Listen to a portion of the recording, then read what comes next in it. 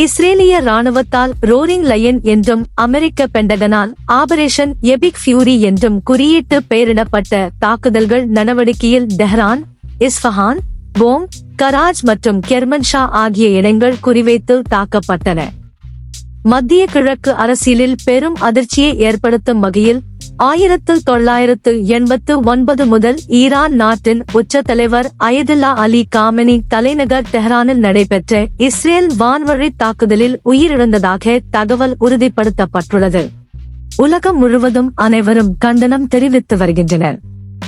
இந்நிலையில் விருதுநகரில் தமிழ்நாடு முஸ்லிம் முன்னேற்றக் கழகத்தின் மாவட்ட தலைவர் பஷீரகமது தலைமையில் விருதுநகர் பர்மா காலனி முன்பு இஸ்லாமிய ஜமாத்தை சேர்ந்த அனைவரும் குடும்பத்துடன் கண்டன ஆர்ப்பாட்டத்தில் ஈடுபட்டனர்.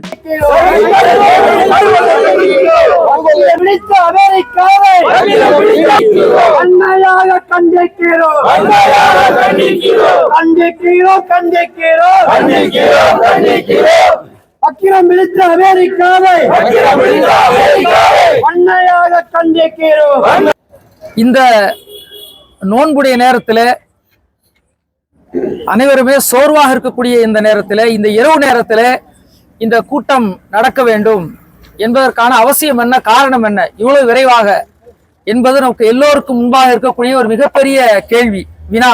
ஈராக் நாட்டிற்கு ஒரு சம்பவம் நடந்தது. ஈராக்குடைய அதிபர் கொல்லப்பட்டார். ஹஜ் பெருநாள் அன்று நாமெல்லாம் ஹஜ் பெருநாளை கொண்டாடக்கூடிய சூழ்நிலையை உலகமெங்கும் அந்த நேரத்திலே அவர் தூக்கிலிடப்பட்டார். அதற்கு சொல்லப்பட்ட காரணம் என்ன என்றால், மாஸ் டெஸ்ட்ரக்ஷன் வெப்பன்ஸ், பேரழிவு ஆயுதங்கள், இதை ஈராக் வைத்திருக்கிறது. ஆகவே இவர்களிடத்திலே பேரழிவு ஆயுதங்கள் இருந்தால் மனிதகுல ஒற்றுமைக்கு ஆபத்து. ஆகவே நாங்கள் ஈராக் நாட்டை துவம்சம் செய்கிறோம், கண்டிக்கிறோம் என்ற அடிப்படையில அங்கே துருப்புகளை, அமெரிக்காவுடைய துருப்புகள் இறங்கி பன்னாட்டு படைகளோடு சேர்ந்து கொண்டு இறங்கி அந்த நாட்டை ஒன்றுமில்லாமல் ஆக்கிவிட்டார்கள். அது மட்டுமல்ல, சதாம் ஹுசேன் அவர்களை ஷஹீதாக ஆக்கிவிட்டார்கள். அவர்களுக்கு நிகராக உலகத்தில் எந்த ஒரு நாடும் தலை தூக்கிவிடக் கூடாது.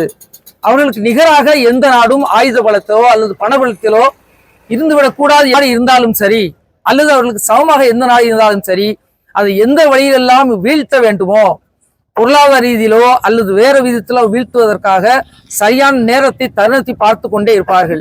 சவால் விடுக்கக்கூடிய வகையில் இருக்கக்கூடிய ஒரே நாடு எது என்றால் ஈரான் நாடு தான், ஒரு இஸ்லாமிய நாடு. ஆகவே அந்த தூரமான இடத்திலிருந்து இதை தாக்குவதற்கு அவர்களுக்கும் கஷ்டம், இவர்களுக்கும் கஷ்டம். ஆகவே அந்த ஈரான் நாட்டை, அதாவது மிக நீண்ட காலமாகவே திட்டமிட்டு இதை தாக்குவதற்காக ஈரானை சுற்றி இருக்கக்கூடிய இஸ்லாமிய நாடுகள் நம்முடைய உணர்வுகளை தெரிவிக்க வேண்டும். நம்ம தெரிவிக்கல அப்படின்னு சொன்னா அதுக்கு எந்த எதிர்வினையும் இருக்காது. எந்த பாதுகாப்பும் தேடாமல் தன் வீட்டிலே தனியாக மனைவியோட மக்களோடு இருந்தார்கள். அப்படிப்பட்ட ஒருவரை கோழைகள் தாக்கி விட்டார்கள். நல்லவர் தாக்கிறார்கள், ஒரு வீரனை தாக்கினா கூட பரவாயில்லை, கோழையாக இருந்து ஒரு நல்லவரை தாக்கி விட்டார்கள். அதுவும் இப்படி எந்த நேரம் அழகான நோன்பு வைக்கிற நேரம், ஒரு அடித்தால் கூட நான் நோன்பாளியை அடிக்காது என்று சொல்லக்கூடிய நேரம், ஒரு தவறு செய்தாலும் தவறு செய்யாதே நோன்பு என்று சொல்லக்கூடிய நேரத்தில் உலக உத்தவரை கொண்டு விட்டார்கள். அதை கண்டித்துத்தான் நாம் இங்கே ஆர்ப்பாட்டம் அமைதியாக நடத்திக் கொண்டிருக்கிறோம்.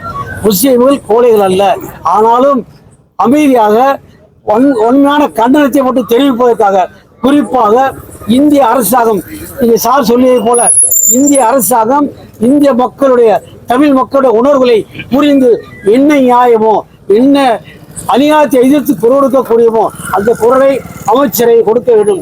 இந்திய அரசாங்கம் முஸ்லிம்களுக்காக பாதுகாப்பு கொடுக்க வேண்டும். ஒன்றிணைவோம் ஒன்றிணைவோம் ஒன்றிணைவோம் ஒன்றிணைவோம் உலக அமைதிக்கு ஒன்றிணைவோம் உலக அமைதிக்கு ஒன்றிணைவோம் ஒன்றிணைவோம் ஒன்றிணைவோம் ஒன்றிணைவோம் ஒன்றிணைவோம் உலக அமைதிக்கு ஒன்றிணைவோம் கண்டிக்கிறோம்